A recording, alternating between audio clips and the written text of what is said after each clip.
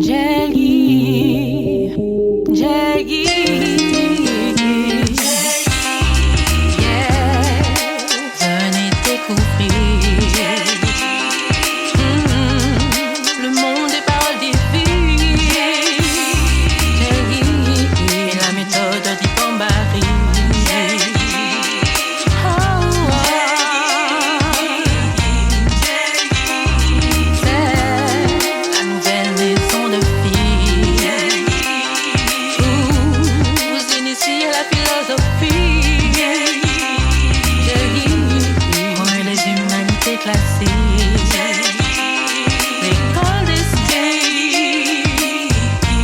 Que vous ont légué vos ancêtres, gravés sur la pierre, depuis son repère des caractères éternels. Votre patrimoine culturel, et c'est les deux mystères, un bien nécessaire pour protéger vos arrières.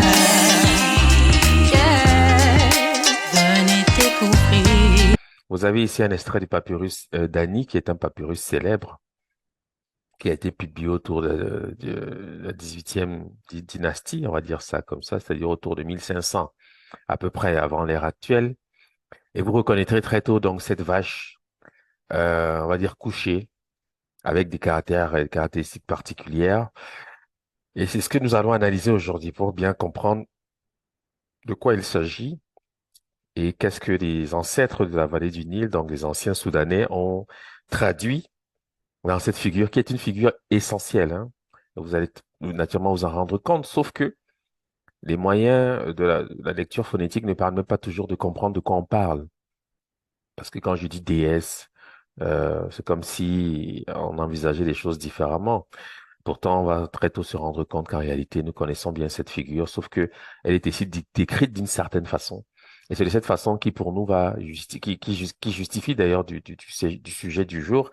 Ça va nous permettre d'aller un peu plus en profondeur, la question du féminin sacré et donc de la femme en général, et disons de la féminité en général, et par conséquent donc de la femme, puisque j'ai voulu consacrer les premières discussions de ce semestre à cette question essentielle, avec l'idée que c'est lorsqu'on comprend ce que c'est que l'espace de génération que précisément nous pouvons générer dans le monde des choses que nous attendons. D'accord? Donc, il est essentiel de comprendre ce que c'est que la femme en général, et nos ancêtres ont, vis-à-vis de ces questions, des choses à nous dire. C'est ce que nous allons voir aujourd'hui. Voilà. Je vous présente la graphie. Ça, je commence comme ça parce qu'on va tomber d'accord très tôt sur ce dont il est question. Voici donc la graphie qui est translittérée, comme vous le voyez, et lue donc Mehet Ouret ou Mehet Weret. Les deux lectures peuvent être attestées. Disons que les anglo-saxons préfèrent en général la forme Mehet Weret quand les francophones, donc notamment les Français, les égyptologues français, utilisent plutôt la formule Mehet Ouret. Mais sachez que c'est la même chose. On peut dire l'un ou l'autre, ça ne pose aucune difficulté. Et les égyptologues sont tous d'accord quant à la signification, disons, l'interprétation. Ils interprètent donc ce nom, qui vous le verrez est un nom composé, et interprètent comme étant le grand flot ou la grande nageuse. On va comprendre pourquoi, hein, d'accord? Ne vous faites pas d'inquiétude sur ces questions. Ce n'est qu'une introduction. J'aurai largement le temps de revenir sur ces détails. Mais je voulais premièrement vous présenter la graphie. Vous voyez en déterminatif, vous avez donc un bovidé, donc une vache, supposément une génisse. Et ensuite, vous avez un ensemble de signes qui produisent les racines enregistrées par la translittération. Et lorsqu'on veut vocaliser, on rajoute donc des E, comme vous le savez, puisque le E est réputé muet, et donc il n'affecte pas, disons, la lecture. On va donc dire Mehet Ouret ou Mehet Weret, et c'est interprété comme le grand flot. C'est ce que, en apparence, signifie donc les graphies qui précèdent le déterminatif, hein. Voici pourquoi les égyptologues traduisent par le grand flot ou la grande nageuse. Bon, à la suite de cela, je vais introduire un texte publié par Suzanne Bickel, c'est sa thèse de doctorat, La cosmogonie égyptienne avant le Nouvel Empire, où elle présente donc cette figure. je dis, et vous le verrez par ailleurs dans certains textes égyptologiques, parce que c'est quelque chose qui a été déjà compris en égyptologie même, parce que Plutarque dit que Isis, bon d'ailleurs je vais lire le texte, mais sachez que le nom métière qui est donné à Isis, c'est la retranscription chez Plutarque de cette graphie-ci. Méet Ouret. Déjà par la structure, on comprend que c'est métier, on ne dit pas Méet Ouret, d'accord? Mais Plutarque dit ceci.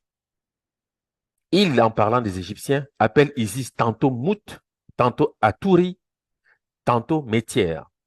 Le premier de ces noms signifie mère, le second l'habitation mondaine ou cosmique d'Horus, ou, comme Platon a dit, l'espace est le récipient de la génération.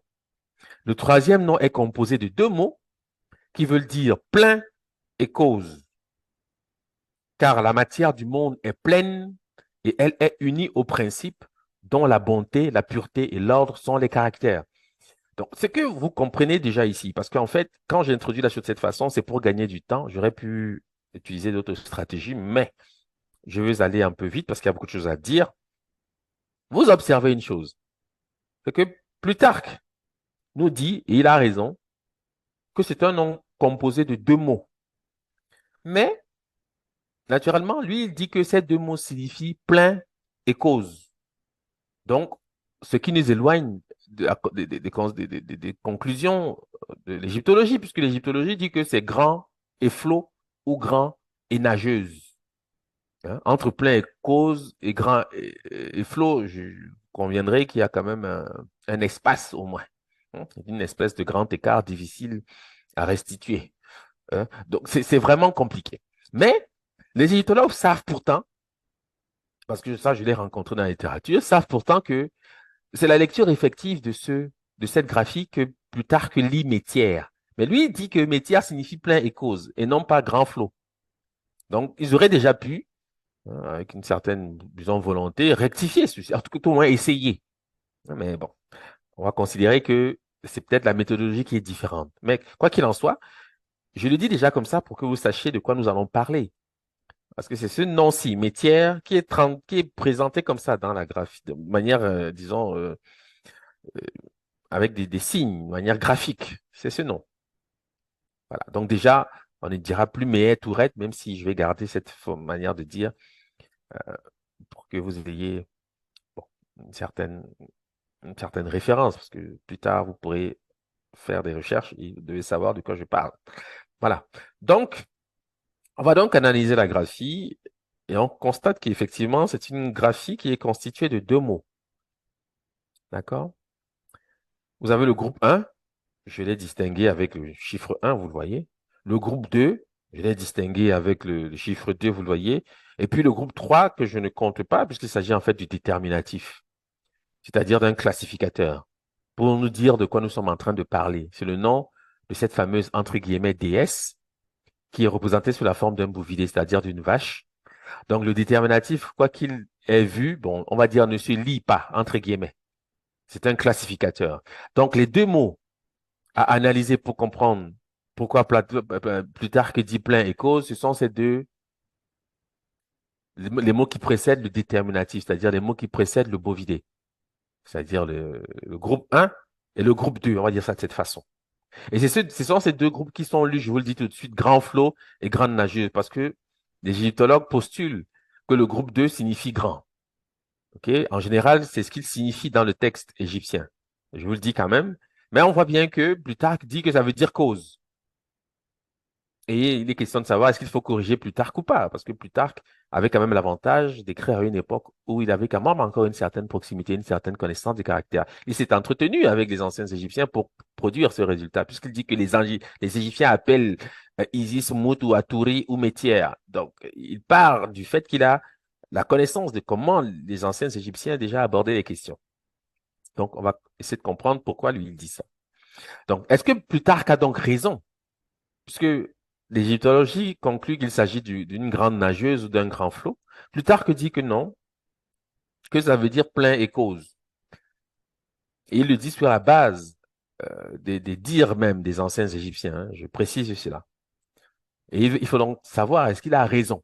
La question à poser est celle-ci de savoir, est-ce qu'il a raison de traduire Méet ou Ret par plein et cause. Voilà. Pour le savoir, nous allons analyser premièrement la graphie translitérée Weret, parce que c'est elle, dans ce contexte, qui pose, entre guillemets, une plus grande difficulté du fait de la traduction donnée par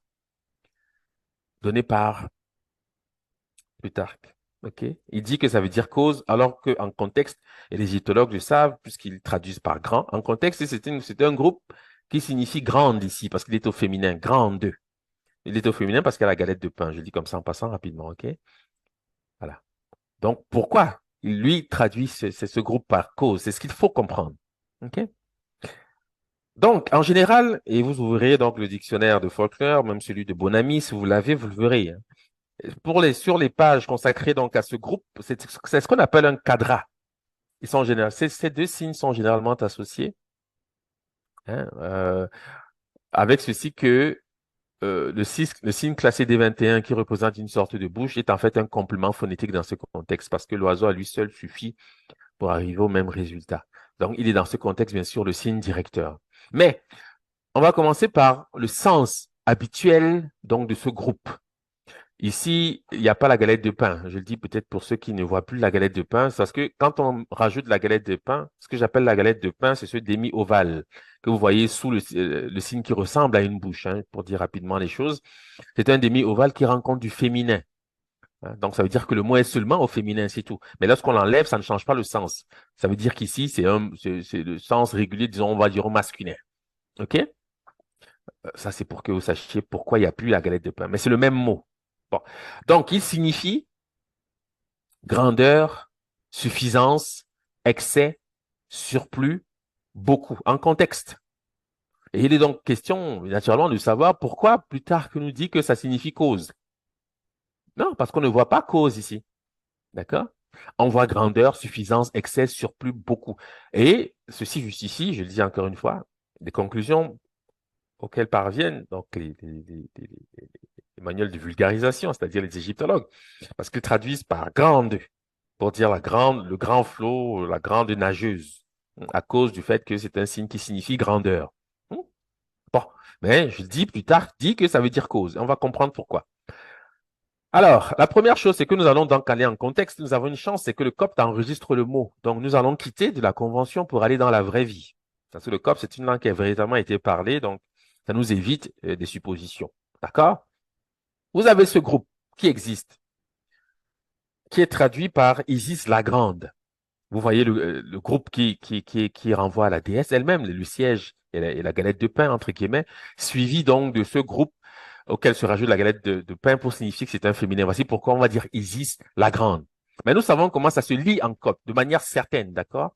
D'ailleurs, ici, je le dis d'après le dictionnaire que vous avez certainement reçu, qui est le dictionnaire de Vichy. À la page 236, vous allez voir ceci. Il dit ça. OK? Il dit que ce groupe se lit Essoré, Isis la Grande. Hes ou Ese, c'est le nom de Isis. Were, c'est grande.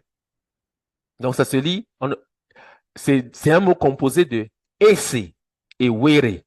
D'accord? Écoutez bien ce que je vous dis, hein. C'est un mot composé de Ese et Were. Donc, on dit Essoré. Essoré, Isis la Grande. Et déjà même, ça c'est un aparté que je fais tout de suite pour que vous sachiez de quoi on parle. Même ne serait-ce qu'au prononcer, si vous étiez à l'aise avec le cop, vous saurez de quoi je suis en train de parler. Parce qu'en fait, quand je dis essoré, vous devez savoir que c'est soré ou souré qui désigne l'épine, qui désigne la pointe, c'est-à-dire Sirius. Donc, quand on produit cette graphie, quand on dit Isis la Grande, on peut croire qu'on parle d'une déesse. Non, c'est l'étoile Sirius. Parce qu'en copte, pour signifier la pointe, c'est soré. Et dans le rendu phonétique, le prononcé, quand je dis essoré, je suis en train de dire Sirius. Vous devez le savoir. En réalité, c'est ce que nos ancêtres faisaient. Ils le savaient. Hein? Donc, ils jouent un peu sur les mots. Vous devez savoir qu'il y a une intelligence concrète de ce point de vue-là. Hein? C'est très important. Donc, quand je dis Isis la Grande, c'est une manière, certes, je rends compte de la graphie, une manière distinguée par les signes, mais quand je prononce, je vais dire essoré, je suis en train de parler de Sirius. Donc, Sirius, c'est Isis la Grande. Et donc, Ese, c'est Isis, on le sait. Le mot, c'est Were, qui ici est un adjectif, vous le voyez au féminin, grande. dans Essoré, qui signifie donc Isis la Grande. Et Werner Vichyl propose donc une reconstruction de ce groupe qui est élu par le Copte Wéré. Wère au masculin, Wéré au féminin. D'accord? C'est une reconstruction qu'il propose. C'est intéressant, vous verrez pourquoi. Cette analyse, je la fais avec l'idée que nous sortons de la convention. Ça ressemble encore à Wéret, on est bien d'accord. Mais ce n'est plus tout à fait Wéret envisagé par l'égyptologie, hein, Meyet Wéret, non. Hein. Ça, c'est une approche, j'allais dire, linguistique, la linguistique historique notamment, c'est une science, bien évidemment, et qui a un socle beaucoup plus solide que la convention égyptologique, je dois quand même vous le dire. Avec ceci qu'en contexte, on trouve le mot en copte, donc on sait comment ça se dit, comment se lit là, le groupe qui nous intéresse, et dont plus tard nous dit que ça signifie cause. OK? Je donne un autre exemple, toujours d'ailleurs issu du travail de Vichyl. Il présente cette graphie qui est lue en général Taouret en égyptologie, qui est une déesse que vous devez connaître puisqu'elle est représentée sous la forme d'un hippopotame. Elle est très célèbre, connue. D'accord? Et en copte, on dit Tawiri, Tawiri, hein, pour dire la grande littéralement. C'est ce que ça veut dire. Le ta, c'est un article. Were, qui devient ici Weri, mais on peut dire Tawere, c'est la même chose. OK? Sauf que Vichyl enregistre la forme Taweri, mais dans les dialectes, les multiples dialectes coptes, on trouve également Tawere. OK? Qui signifie littéralement la grande, c'est tout. D'accord? C'est ce que ça veut dire, cette graphie. Et les Grecs vont donc dire Toeris. Ils rajoutent un S, vous le savez, à chaque occasion, tout comme les Latins d'ailleurs. Et c'est encore le mot Were qui est repris ici, hein, avec l'article cette fois, pour dire la grande. Donc, Were signifie grande dans Taweri, c'est la grande, littéralement. Donc, la reconstruction est encore la même. C'est Were au masculin, Were au féminin.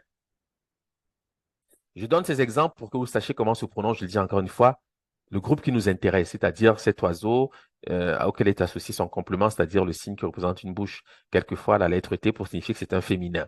Ça se lit Were pour signifier grande, pour signifier grande. OK? Bon. La question est encore celle-ci que, par le copte, bien sûr, cela aurait pu suffire. Hein? Par le copte, cela aurait pu suffire. Mais maintenant, pour prouver que ce mot-ci, c'est un mot soudanais, le copte ne suffit pas, puisque le script se sert d'objets concrets, c'est-à-dire d'un oiseau et de son complément. Nous devons savoir quelle est l'intelligence de ceci dans le contexte soudanais. Même si dans l'analyse, le copte déjà suffit pour avancer, je vous le dis très clairement, puisqu'on n'est déjà plus dans la convention. OK? Bon. Vous allez vous rendre compte que, bien sûr, pour analyser maintenant la graphie du point de vue de l'approche analytique, bien sûr, la méthode Kuma, vous devez premièrement identifier le signe directeur, qui est en l'occurrence est ce signe, c'est un militaire, sur d'autant plus que c'est un militaire, donc c'est un signe qui rend compte de deux lettres, le W et le R. Voici pourquoi on sait que ce signe qui représente la bouche, donc les D21, c'est son complément dans ce contexte. Hein. C'est simplement parce que le scribe veut insister sur la structure qu'il faut avoir pour lire cette graphie. Mais en réalité, ce n'est même pas nécessaire. Parce que le signe, cet oiseau à lui seul, assume déjà les valeurs WR, lui seul. C'est en cela qu'on sait que c'est un signe directeur. Je reviendrai peut-être pour ceux qui ont encore un questionnement relatif à ce que c'est qu'un signe directeur. Je pourrais apporter quelques précisions là-dessus si c'est nécessaire, bien évidemment. Quoi qu'il en soit, c'est le signe directeur, donc c'est sur ce signe qu'il faut se baser. Et vous savez, le principe du signe directeur est celui-ci que il permet de lire directement la graphie, c'est-à-dire identifier. Une fois identifié, eh bien, on sollicite un vocabulaire qui permet de lire la graphie sans plus se soucier des translittérations, parce que nous avons par cette approche le mot véritable. OK? Nous nous rendons compte que la structure phonétique déjà apportée par le grec, c'est le nom de l'hirondelle au sein des langues soudanaises. Ici, je donne quelques exemples, notamment tirés des langues dogon. Toutes ces langues que vous avez ici, ce sont des dialectes dogon. Hein? C'est-à-dire les dogons sont des malinqués, je le dis à chaque occasion, pour que vous sachiez qu'on parle ici des Soudanais. On duplique le mot. On peut dire wewer pour signifier hirondelle, hein, ou wewere pour signifier hirondelle. En Ténétini, par exemple. Et dans d'autres dialectes, entre guillemets, dogon, le R devient un L. Vous savez qu'il y a une règle de correspondance usuelle entre le R et le L. Wele wele En Idjoli Dongon, donc on duplique le wele. Hein. Et en Anatinga, c'est la même chose, wele wele, pour signifier hirondelle. Et si vous êtes attentif, c'est le were hein, de la reconstruction proposée par Werner Vichil, et c'est le were assumé par le copte. Mais sauf qu'en copte, vous ne trouverez déjà plus le nom de l'hirondelle. Donc ça montre que le copte ne suffit pas. Quand on est dans une approche analytique, il faut déjà prouver que cette écriture appartient à un socle culturel homogène. Et c'est le Soudan. D'accord? Et par les langues soudanaises encore, aujourd'hui, on retrouve comment dire, la stratégie utilisée par les scribes, c'est-à-dire ceux qui ont inventé l'écriture, en fait, pour parvenir finalement à nommer des concepts qui, en l'occurrence, dans ce contexte, parce que grand, c'est un objet abstrait, c'est une idée abstraite. On ne peut représenter ceci que par quelque chose de concret, en l'occurrence ici une hirondelle, parce que tout le monde sait nommer l'hirondelle, mais ils assument cette démarche par le principe de l'homophonie. Hein. C'est parce que les mots se ressemblent qu'on utilise un objet apparemment distinct pour rendre compte d'une notion abstraite. Hein. C'est comme ça que la chose doit être envisagée. Donc, il fallait quand même premièrement arriver à ce socle, parce qu'à partir d'ici, on a une base solide pour savoir que premièrement, c'est un mot soudanais. Mais encore ici, je suis en train de nommer simplement l'hirondelle. Je ne suis encore pas dans grandeur, dans suffisance, dans excès, dans surplus, dans beaucoup. D'accord? Bon. Mais cela vient ensuite, avec le bambara et le malinké.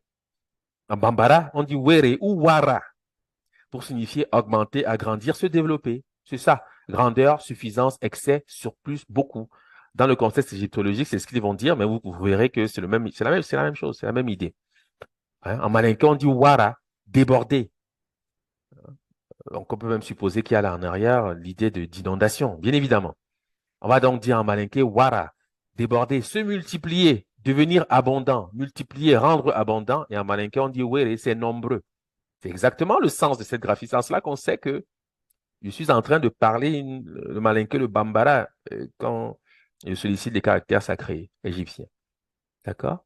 Parce qu'il y a, dans le même pays, même aujourd'hui, c'est-à-dire le pays qu'on appelle encore le Mali aujourd'hui, vous avez les Dogons qui sont voisins des Bambara, des Malinké. Quand eux, ils disent hirondelle, d'autres disent augmenter, agrandir, qui sont des concepts qu'on ne peut atteindre que par un objet concret. Quand on est dans une démarche, disons, graphique, une écriture comme celle-ci, basée sur des pictogrammes, d'accord? On est obligé de passer par des choses reconnues par tous. Et par le principe de l'homophonie, on sait qu'en réalité, je ne parle pas ici de l'hirondelle. Je suis en train de parler d'un concept. Donc, notamment la notion de grandeur, de suffisance, d'excès, de surplus, de beaucoup, rendue par l'homophonie qu'on observe au sein des langues soudanaises entre eux. D'une part, le nom de l'hirondelle et d'autre part, les concepts qui sont associés, notamment l'idée augmenter, agrandir, se développer. Voici pourquoi les égyptologues enregistrent que cette graphie signifie grandeur, suffisance, excès, surplus, beaucoup, quand en bambara, en fait, j'ai le sens effectif, were, ou wara, augmenter, agrandir, se développer, malinké, wara, déborder, se multiplier, devenir abondant, multiplier, rendre abondant, malinké, were, c'est nombreux. Ça, c'est ce que vous allez rencontrer dans les dictionnaires. C'est une manière déjà, il y a toujours une certaine satisfaction, je vous le dis quand même, de parvenir à de tels résultats parce que c'est quelque chose d'inédit. C'est quelque chose d'inédit dans le sens que c'est par la démarche analytique quand même qu'on parvient finalement à régler la question des conventions. Ça nous sort un peu de ces conventions qui ont certes un intérêt, mais qui sont relativement insatisfaisantes lorsqu'on veut aller dans le détail. Okay? Bon. Donc, à la suite de cela, il faut donc nous expliquer pourquoi Plutarque dit que ça signifie cause. Quel lien entre ce mot-ci et la cause? Vous ne pouvez parvenir à régler la question qu'en adoptant les perspectives qui sont les nôtres, c'est-à-dire déjà savoir comment ça se dit, grandeur, etc., dans la langue des anciens Égyptiens, c'est-à-dire les anciens Soudanais. Ici, nous avons quelques traces qui subsistent avec le bambara et le malinké. Were, wara, augmenter, agrandir, se développer. Wara, déborder, se multiplier, devenir abondant, multiplier, rendre abondant. Were, nombreux.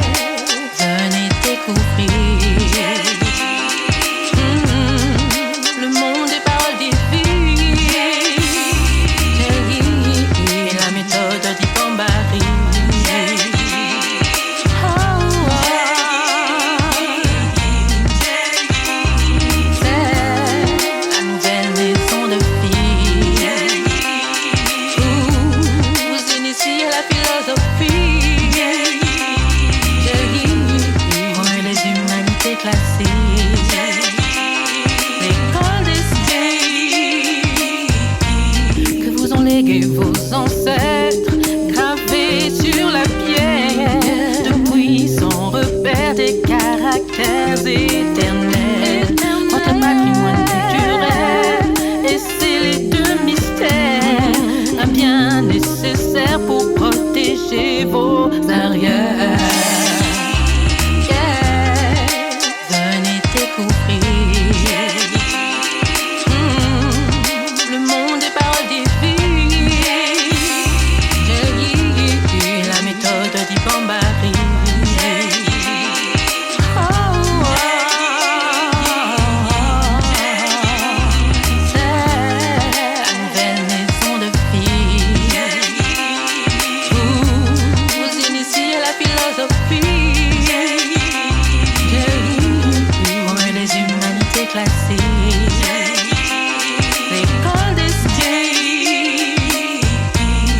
Entrez dans la Renaissance avec pleine conscience que la connaissance est une arme tranchante. Prends ton héritage, c'est notre message. S'armer de savoir à l'image des sages d'autrefois.